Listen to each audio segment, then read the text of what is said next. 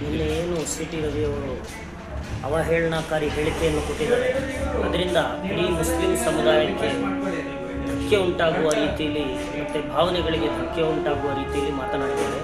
ಈ ರೀತಿ ಪ್ರಚೋದನೆಕಾರಿ ಹೇಳಿಕೆಗಳನ್ನು ಕೊಡೋದ್ರಿಂದ ಇಡೀ ಸಮುದಾಯ ರೊಚ್ಚಿಗೆಳುವ ಪರಿಸ್ಥಿತಿ ಉಂಟಾಗ್ತಿದೆ. ಹಾಗಾಗಿ ನಿನ್ನೆ ಅವರ ವಿರುದ್ಧ ಕಂಪ್ಲೇಂಟ್ ಮಾಡಿ FIR ಅನ್ನು ದಾಖಲಿಸಿದ್ದೀವಿ. ಮುಂದಿನ ದಿನಗಳಲ್ಲಿ ಈ ರೀತಿ ಆಗದ ಹಾಗೆ ಪೊಲೀಸ್ನವರು ಕ್ರಮ ತಗೋಬೇಕು, ಕೂಡಲೇ ಅವರಿಗೆ ಬಂಧಿಸಬೇಕು ಅಥವಾ ಇಡೀ ಮುಸ್ಲಿಂ ಸಮುದಾಯವನ್ನು ಅವರು ಕ್ಷಮೆ ಯಾಚಿಸಬೇಕು ಅಂತ ಈ ಮೂಲಕ ಸರ್, ಅದೇ ಮುಸ್ಲಿಂ ಸಮುದಾಯಕ್ಕೆ ಅವರ ಹೇಳಿಕೆಗಳಿಂದ ಧಕ್ಕೆ ಉಂಟಾಗಿದೆ ಅಂಥೇಳಿ ದೂರನ್ನು ಕೊಟ್ಟಿದ್ದೀವಿ. ಮುಂದಿನ ದಿನಗಳಲ್ಲಿ ಇದೇ ರೀತಿ ಹೋದರೆ ನಾವು ಹೋರಾಟವನ್ನು ಮಾಡಬೇಕು.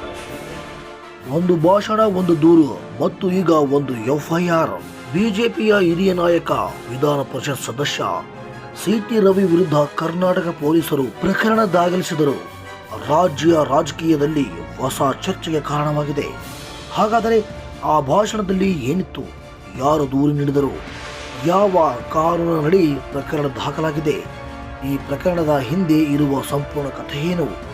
ಎಲ್ಲವನ್ನ ವಿವರವಾಗಿ ತಿಳಿಯೋಣ ಬನ್ನಿ. ನಮಸ್ಕಾರ ಬಂಧುಗಳೇ, ನೀವು ನೋಡುತ್ತಿರುವುದು star Kannada news YouTube channel. ನಾನು ನಿಮ್ಮೊಂದಿಗೆ. ಸ್ನೇಹಿತರೆ, ಇತ್ತೀಚಿನ ದಿನಗಳಲ್ಲಿ ದೇಶಾದ್ಯಂತ ನೀಟ್ ಪರೀಕ್ಷೆ ಮತ್ತು ಪ್ರಶ್ನೆ ಪತ್ರಿಕೆ ಸೋರಿಕೆ ವಿಚಾರ ಭಾರಿ ಚರ್ಚೆಗೆ ಗ್ರಾಸವಾಗಿತ್ತು.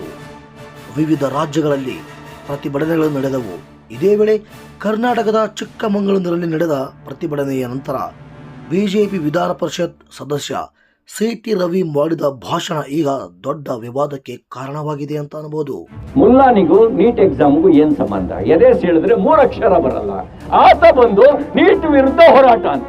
ನಾನು ನಿಮ್ಮನ್ನು ಕೇಳಕ್ ಬಯಸ್ತೇನೆ, ನಿನ್ನ ಎದೆ ಸೀಳಿದ್ರೆ 3 ಅಕ್ಷರ ನಿಮ್ಮ ಎದೆ ಒಳಗಡೆ ಇಲ್ಲ, ನೀನು ನೀಟ್ ಬಗ್ಗೆ ಮಾತಾಡ್ತೀಯಾ? ಬಿಜೆಪಿ ಅವರಿಗೆ ಅಲ್ಲಿ ಹೋಗಿ ನೋಡಿ, ಅಲ್ಲಿ ಕೂತ್ಕೊಂಡಿರೋರಿಗೆ ನಮ್ಮ ಮುಲ್ಲಾಗಳೆಲ್ಲ ಬಂದು ಬಿರಿಯಾನಿ ತಿನ್ನಿಸ್ತಾರೆ. ಇವರಿಗೆ ತಿನ್ನಕನ್ನ ಎಲ್ಲ ಬಿರಿಯಾನಿ ತಂದು ತಿನ್ನಿಸ್ತಾ ಇದ್ದಾರೆ. ಬಂದವರಿಗೆಲ್ಲ ನೀರು ಏನ್ ಬೇಕು ಎಲ್ಲ ಕೊಡ್ತಾ ಇದ್ದಾರೆ. ವರದಿಗಳ ಪ್ರಕಾರ ಪ್ರತಿಭಟನೆಯನ್ನು ಉದ್ದೇಶಿಸಿ ಮಾತನಾಡಿದ ವೇಳೆ ಸಿ.ಟಿ. ರವಿ ಅವರು ಮುಸ್ಲಿಂ ಸಮುದಾಯವನ್ನು ಉಲ್ಲೇಖಿಸಿ ಕೆಲವು ಹೇಳಿಕೆಗಳನ್ನು ನೀಡಿದ್ದರು. ನೀಟ್ ಪ್ರತಿಭಟನೆಯಲ್ಲಿ ಮುಸ್ಲಿಂ ಧರ್ಮಗಳು ಮತ್ತು ಕೆಲವು ರಾಷ್ಟ್ರ ವಿರೋಧಿ ಶಕ್ತಿಗಳು ಭಾಗಿಯಾಗಿದ್ದಾರೆ ಎಂಬ ಅರ್ಥ ಬರುವಂತೆ ಮಾತನಾಡಿದ್ದಾರೆ ಎನ್ನುವ ಆರೋಪ ಈಗ ಕೇಳಿ ಬಂದಿದೆ. ಈ ಹೇಳಿಕೆಗಳು ಸಾಮಾಜಿಕ ಸಾಮರಸ್ಯಕ್ಕೆ ಧಕ್ಕೆ ತರುವಂತಿದೆ ಎಂದು ಆರೋಪಿಸಿ ಚಿಕ್ಕಮಗಳೂರಿನ ಜಾಮಿಯಾ ಮಸೀದಿಯ ಅಧ್ಯಕ್ಷ ಮುದಾಸಿರ್ ಪಾಷಾ ನ್ಯಾಯಾಲಯದ ಮೊರೆ ಹೋದರು. ದೂರು ಪರಿಶೀಲಿಸಿ ನ್ಯಾಯಾಲಯವು ಪೊಲೀಸರಿಗೆ ಪ್ರಕರಣ ದಾಖಲಿಸುವಂತೆ ನಿರ್ದೇಶನ ನೀಡಿತು. ನ್ಯಾಯಾಲಯದ ಆದೇಶದ ಬಳಿಕ ಚಿಕ್ಕಮಗಳೂರು ಪಟ್ಟಣ ಪೊಲೀಸರು ಭಾರತೀಯ ನ್ಯಾಯ ಸಂಹಿತೆಯ ಸೆಕ್ಷನ್ 353 ಅಡಿಯಲ್ಲಿ ಸಿ.ಟಿ. ರವಿ ವಿರುದ್ಧ FIR ದಾಖಲಿಸಿದ್ದಾರೆ. ದೂರುದಾರರ ಪ್ರಕಾರ ಈ ಭಾಷಣವು ಒಂದು ಸಮುದಾಯದ ವಿರುದ್ಧ ದ್ವೇಷವನ್ನು ಹರಡುವ ಮತ್ತು ಕೋಮು ಸಾಮರಸ್ಯವನ್ನು ಹಾಳು ಮಾಡುವ ಉದ್ದೇಶ ಹೊಂದಿತ್ತು. ಇದೇ ಕಾರಣಕ್ಕೆ ಕಾನೂನು ಕ್ರಮ ಕೈಗೊಳ್ಳಬೇಕು ಎಂದು ಅವರು ಒತ್ತಾಯಿಸಿದ್ದಾರೆ. ಇತ್ತ ಕರ್ನಾಟಕ ರಾಜ್ಯ ಮುಸ್ಲಿಂ ಫೆಡರೇಷನ್ ಕೂಡ ಈ ಹೇಳಿಕೆಯನ್ನು ತೀವ್ರವಾಗಿ ಖಂಡಿಸಿದ್ದು ಸರ್ಕಾರ ಕಟ್ಟುನಿಟ್ಟಿನ ಕ್ರಮ ಕೈಗೊಳ್ಳಬೇಕು ಎಂದು ಆಗ್ರಹಿಸಿದೆ. ಇನ್ನೊಂದು ಕಡೆ ಸಿ.ಟಿ. ರವಿ ಅವರ ಬೆಂಬಲಿಗರು ಈ ಭಾಷಣವು ರಾಜಕೀಯ ಟೀಕೆಯ ಭಾಗವಾಗಿದ್ದು ಅದನ್ನು ತಪ್ಪಾಗಿ ಅರ್ಥೈಸಲಾಗಿದೆ ಎಂದು ವಾದಿಸುತ್ತಿದ್ದಾರೆ. ಪ್ರಕರಣದ ಬಗ್ಗೆ ಅಂತಿಮ ತೀರ್ಪು ಇನ್ನೂ ಬಂದಿಲ್ಲ. ಪ್ರಸ್ತುತ ಇದು ತನಿಖೆಯ ಹಂತದಲ್ಲಿದ್ದು ನ್ಯಾಯಾಲಯದ ಪ್ರಕ್ರಿಯೆ ಮುಂದುವರಿಯಲಿದೆ. ಹೀಗಾಗಿ ಈ ಪ್ರಕರಣದಲ್ಲಿ ಆರೋಪಿಗಳು ದಾಖಲಾಗಿರುವುದು ಸತ್ಯ. ಆದರೆ ಆರೋಪಗಳು ನ್ಯಾಯಾಲಯದಲ್ಲಿ ಸಾಬೀತಾಗುವವರೆಗೆ ಯಾರನ್ನು ಅಪರಾಧಿ ಎಂದು ಪರಿಗಣಿಸಲು ಆಗುವುದಿಲ್ಲ ಎಂಬ ಕಾನೂನು ತತ್ವವನ್ನು ನೆನಪಿನಲ್ಲಿ ಇಟ್ಟುಕೊಳ್ಳುವುದು ಅಗತ್ಯ.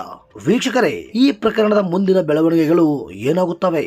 ಸಿ.ಟಿ. ರವಿ ಅವರ ಮುಂದಿನ ಕಾನೂನು ಹೋರಾಟ ಯಾವ ದಿಕ್ಕಿನಲ್ಲಿ ಸಾಗುತ್ತದೆ?